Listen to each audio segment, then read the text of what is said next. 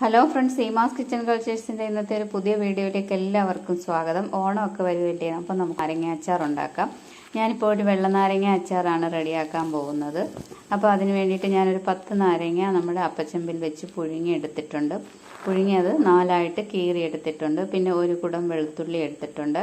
പിന്നെ പച്ചമുളക്, കറിവേപ്പില, വറ്റൽമുളക്, ഇത്രയും സാധനങ്ങൾ എടുത്ത് വെച്ചിട്ടുണ്ട്. അപ്പം നമുക്ക് നാരങ്ങ അച്ചാർ ഉണ്ടാക്കാം. അപ്പോൾ നമ്മളൊരു ചട്ടി അടുപ്പിൽ വെച്ചിട്ട് അതിലേക്ക് ഒരു 2 സ്പൂൺ വെളിച്ചെണ്ണ ഒഴിച്ചിട്ടുണ്ട്. എണ്ണ നന്നായിട്ട് ചൂടായി കഴിഞ്ഞതിന് ശേഷം നമുക്കതിലേക്ക് കടുക് ഇട്ട് കൊടുക്കാം. കടുകൊക്കെ പൊട്ടി കഴിയുമ്പോഴത്തേക്ക് നമുക്ക് വെളുത്തുള്ളി ഇട്ട് കൊടുക്കാം. അപ്പോൾ ഒരു കുടം വെളുത്തുള്ളിയാണ് ഞാൻ എടുത്തത്. ഏകദേശം നല്ല വലിയ വെളുത്തുള്ളിയായിരുന്നു. അപ്പോൾ അത് അത്ര ഇട്ട് കൊടുത്തു. ഒരു 8 പച്ചമുളക് ചെറുതായിട്ട് അരിഞ്ഞത് ഇട്ട് കൊടുത്തു. പിന്നെ കുറച്ച് ഒരു 3-4 ചെറിയ ഉള്ളി അരിഞ്ഞതും കൂടെ ഇട്ട് കൊടുത്തിട്ടുണ്ട്. ഇനി നമുക്ക് വറ്റൽമുളക് ഇട്ട് കൊടുക്കാം. ഇതെല്ലാം കൂടെ ഒന്ന് വാടി വരുന്നതിന് ശേഷം നമുക്ക് കുറച്ച് കറിവേപ്പിലയും കൂടെ ഇട്ട് കൊടുക്കാം.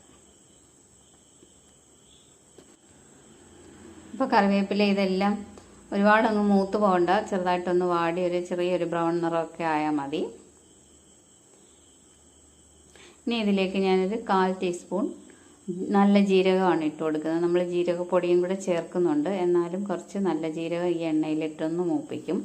എൻ്റെ അമ്മയൊക്കെ വെള്ളനാരങ്ങ അച്ചാറിടുമ്പോൾ ഇങ്ങനെ ജീരകം ഈ എണ്ണയിലിട്ട് മൂപ്പിക്കുമായിരുന്നു. ഇനി നമ്മളൊരല്പം കായം അതിലേക്ക് ഇട്ട് കൊടുത്തിട്ടുണ്ട്.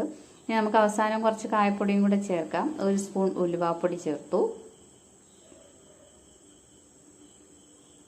പിന്നെ നമ്മൾ ജീരകപ്പൊടിയാണ് ചേർത്തത്. നേരത്തെ കുറച്ച് ജീരകം ഇട്ടിട്ടുണ്ടല്ലോ, അതുകൊണ്ട് ഒരു 1/2 സ്പൂൺ ജീരകപ്പൊടിയും 1 സ്പൂൺ ഉലുവാപ്പൊടിയും ചേർത്തിട്ടുണ്ട്. പിന്നെ നമ്മൾ കായ അതിലേക്ക് ഇട്ടിട്ടുണ്ട്, അതാണ് അലഞ്ഞു പൊയ്ക്കോളും. ഇനി നമ്മൾ അരിഞ്ഞു വെച്ചിരിക്കുന്ന നാരങ്ങ ഇട്ട് കൊടുക്കാം. മഞ്ഞൾപ്പൊടി ഇടാൻ മറന്നുപോയി കേട്ടോ, അതുകൊണ്ടാണ് ഇപ്പോൾ ഇട്ടത്. അപ്പോൾ അത് ആ എണ്ണയിലേക്ക് ഞാൻ അങ്ങിട്ട് ചൂടാക്കി എടുത്തിട്ടുണ്ട്. ഇനി നമുക്കെല്ലാം കൂടെ ഒന്ന് മിക്സ് ചെയ്യാം.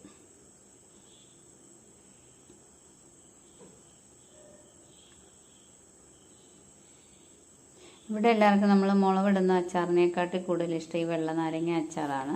അപ്പോൾ നമ്മൾ ആവശ്യത്തിന് ഉപ്പ് ചേർത്തിട്ടുണ്ട്. ഇനി ഇതിലേക്ക് നമുക്ക് കുറച്ച് ചാറ് വേണമെന്നവർക്ക് ഒരല്പം തിളച്ച വെള്ളം കൂടി ഇതിലേക്ക് ചേർത്ത് കൊടുക്കാം. കുറച്ച് ചേർത്താൽ മതി. അച്ചാറിൻ്റെ അളവനുസരിച്ച് നമ്മൾ വെള്ളം ചേർക്കുക. ഇതിപ്പോൾ കുറച്ചല്ലേ ഉള്ളൂ, അതുകൊണ്ട് ഒരല്പം വെള്ളം ചേർത്താൽ മതി. തിളച്ച വെള്ളമാണ് ഒഴിച്ചത്.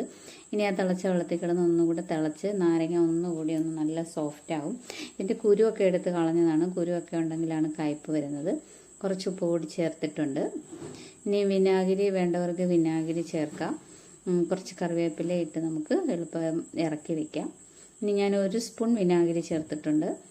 ഇത് നമ്മൾ ഒരുപാട് നാളൊന്നും ഇരിക്കാനൊന്നുമല്ല, നമുക്ക് പെട്ടെന്ന് കൂട്ടി തീർക്കാൻ വേണ്ടിയിട്ടാണ്.